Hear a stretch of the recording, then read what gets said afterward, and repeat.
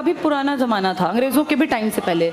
कोई भी आदमी जब किसी गांव के धन्ना सेठ से, लालाजी टाइप के आदमियों से पैसा लेता तो उसके पास कोई ज़मीन का टुकड़ा है तो बेचारा दे देता।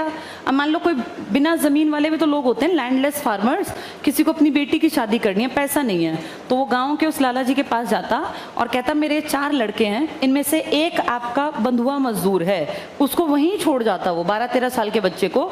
अब जब तक वो बच्चा जिएगा तब तक वो फ्री का नौकर है, वो 24 घंटे काम करेगा, उसको 1 रुपया नहीं मिलेगा, क्योंकि वो बंध गया उस मजदूरी में, इसलिए उसका नाम था बंधुआ मजदूरी।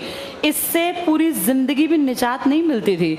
उस आदमी के पास कभी इतने रुपए होने ही नहीं है कि वो जाके अपने बेटे को छुड़वा ले। तो बंधुआ मजदूरी पूरी जिंदगी का एक होता है नौकर।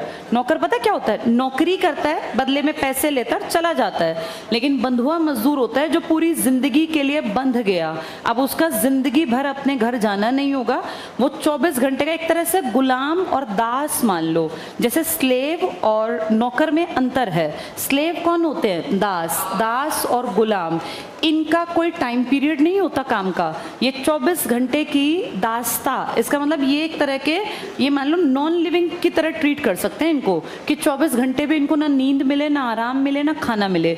नौकरी करना तो बहुत बड़ी बात थी कि भैया नौकर है तो क्या हुआ, नौकर है तो काम करेगा, वापस घर लौट जाएगा, नहीं जाएगा काम पे छोड़ देगा।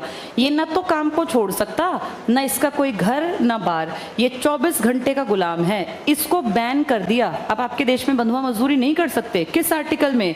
23 में। तो बलात् श्रम, चाहे औरत चाहे आदमी चाहे बच्चा, और बाल श्रम पे रोक स्पेशल किससे लगाई? आर्टिकल 24 से। दोनों इंपॉर्टेंट है। बंधुआ मजदूरी को टिक कर लेना। तो अब कोई दास्ता, कोई गुलामी तुम्हारे देश में नहीं है। 23-24 है राइट अगेंस्ट एक्सप्लॉयटेशन। 23 और 24 जल्दी से पढ़ना। 23 कहता है मानव के दुराचार, मनुष्य के साथ गलत व्यवहार करना। बलात् श्रम, जबरदस्ती काम, इसको डबल टिक कर लो, जबरदस्ती किसी से श्रम नहीं करा सकते। बंधुआ मजदूरी